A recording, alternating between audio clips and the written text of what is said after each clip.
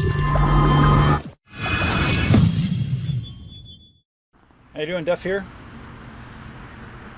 If you look at me, you may wonder something.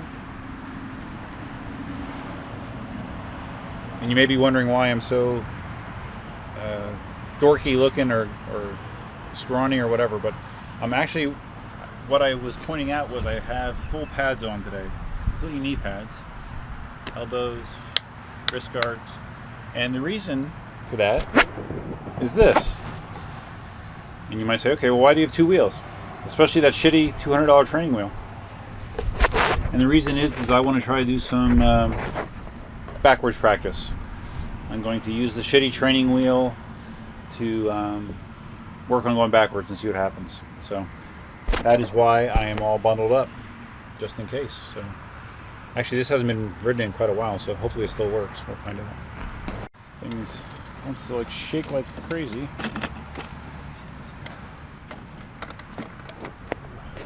Turned it on, it was like vibrating like it was having an epileptic seizure, but it's just kind of one of the things this wheel does. So anyways, my plan, at least right now my plan is I was going to try to just kind of go backwards with the fence here,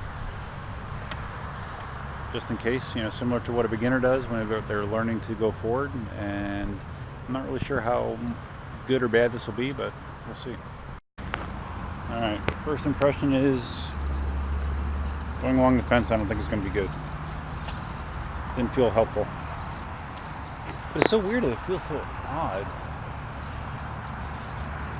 It almost feels as disorienting as like if you get on a Mini Pro backwards, or if you try to go backwards on a Mini Pro, how it reverses your direction. Though that's not quite really the case with a unicycle, but it almost feels that bad. So let's try some more. Alright, I'm just going to let this roll. But it's not pretty.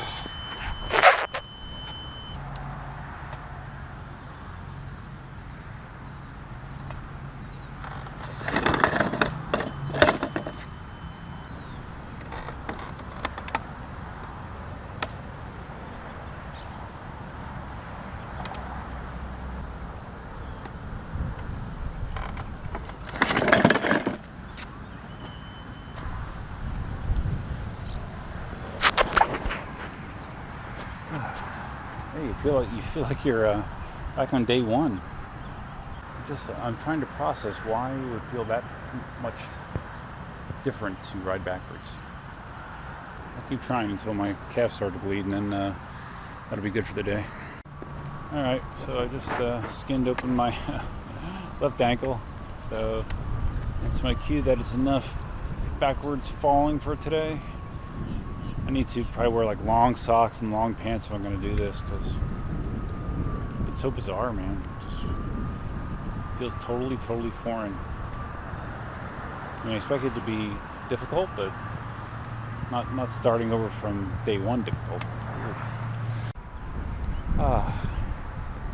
This is like putting on a pair of comfy slippers. So much better.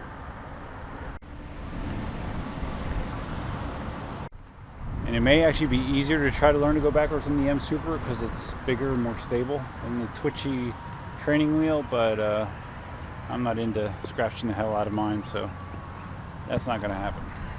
Oh, by the way, the MCM4 still for sale. I'll put a link for the ad I have on the Electric Unicycle forum. I'll put that in the description below, so check it out. If you're looking, like if you just learned and you're looking for a better wheel, like if you bought a training wheel, or even if you have something like a 9-bot-1, the MCM4 that I have has a 520 watt-hour battery, so it's going to give you a lot more range, probably 20 to 25 miles range, and has a top speed of closer to 20 miles an hour, whereas a 9-bot-1 is 12 to 14 depending on the model that you have. So yeah, if you're looking for a decent wheel on your progression to something really high-end, that MCM4 would be nice for you. And plus it has M-Super pedals, so super comfortable for your feet. So I was hoping Katie would be around to ride with me today, but no, she's been gone all day doing 23-year-old girl things, whatever those are. So yeah, like I said, she's been quite the reliable partner that I thought she would be when it comes to riding, but I think when you think you're going to be able to rely on a 23-year-old young person, you're setting yourself up for disappointment probably. So I'll just have to take that as it comes, I guess.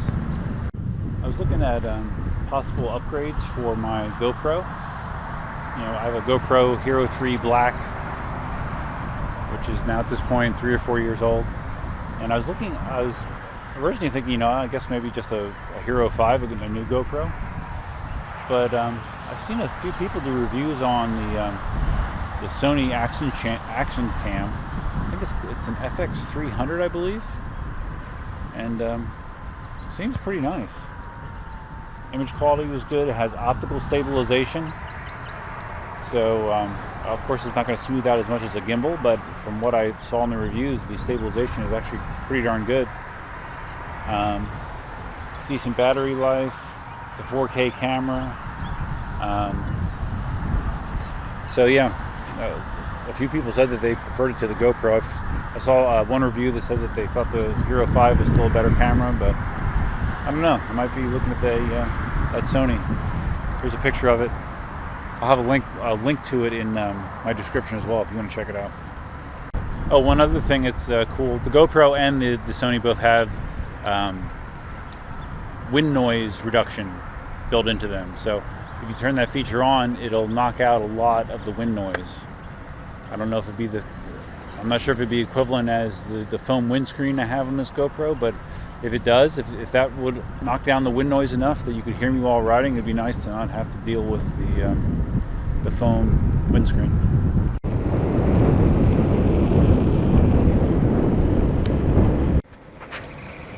I'm hoping to get up early tomorrow and come to this track and resume my running program. My knee has been bothering me for a while. I'm hoping to just like maybe do a couple miles and see how it feels. Hi, Bob. Hey, buddy. Hi. I saw on the news about the terrible storms in California. You know, Los Angeles area, Southern California. I'm hoping Marty's doing all right. I haven't seen any videos from him lately, and I'm sure it's not riding weather, but hopefully his property is fine as well, because I saw all sorts of damage from the severe rain and wind, and it just sounds terrible. It's crazy, like they've had such a prolonged drought in that area, and all of a sudden it's just like the skies have opened up and it's just deluges, and it's causing a whole new set of problems. I just went up in the grass and tried a little going backwards on the M-Super, and I mean, it felt more stable, but still the same issue. It seems like I get a half revolution in and I freaking just tip to one side and it's lights out. And one issue with doing it with the M-Super, because it's so heavy, I almost torqued my knee. I could feel that I almost torqued my knee as I went down on one foot and tried to keep it upright. So definitely don't want to grind my meniscus any more than it's already been grinded up. So, but damn it, I should be able to ride backwards. I really should. I just cruise through waterways. feet actually kind of hurt. I don't know if it's because I was riding on the training wheel first and the tiny pedals, but yeah, feet kind of hurt, ankle kind of hurts where I ripped it open, so I'm gonna call it a day. Hoping to get out there more tomorrow. I'm lucky enough to have a 3-day weekend since President's Day is Monday, so I'm definitely gonna get a good amount of riding in. It's just a matter of where and with who, I guess. So should be fun. So yep, there you go. Another ride in the books. Feel free to leave your comments below, and as always, feel free, or I encourage you to subscribe and like. Until next time, Duffman out. Oh, one thing I did forget to mention was, is it? Oh, damn, I'm gonna forget the guy's name. I don't know that it's Joey Sarin. Maybe it's Joey Sarin. I can't remember if Joey Sarin is the guy I'm picking up, or if Joey Sarin is the guy that does the insane tricks on his 9x1. But I think the guy's name is Joey Sarin. But anyways, this guy made his own mutated off-road unicycle. He took I'm not sure what the guts of it is. He took an electric unicycle hub and then welded it to a motorcycle tire, I believe. It's like a 26-inch motorcycle tire and rim. He like cut it and welded it. You know, the guy obviously has a lot of fabrication skills the average person's not going to have. But not only did he do that, but he also incorporated like a suspension system into it, where the pedals were on, I think he had either 2 or 4 springs per side, so the pedals actually had some up and down movement to them, which is helpful in off-road conditions, because this guy like rides in what almost looks like pure desert conditions. So yeah, I thought that was really, really cool. And it'd be interesting if they ever, I actually asked him if he had any plans to try to mass market it, and he said that he is actually trying to consider that, so that would be kind of wild to come out with a 26-inch wheel with a suspension. The only thing is, I think it only has like a 1,000-watt motor in it and doesn't have a huge amount of battery life. And for his test purposes, I guess it didn't really matter. But if you could imagine putting that with a really substantial power plant, you know, big batteries and strong motor, that could really, really be an interesting ride. So just thought that was cool. So I'll try to remember to put a link to the video that shows that wheel. If you haven't seen it, I'll put it in the description below. So that's it for real this time. Duffman out.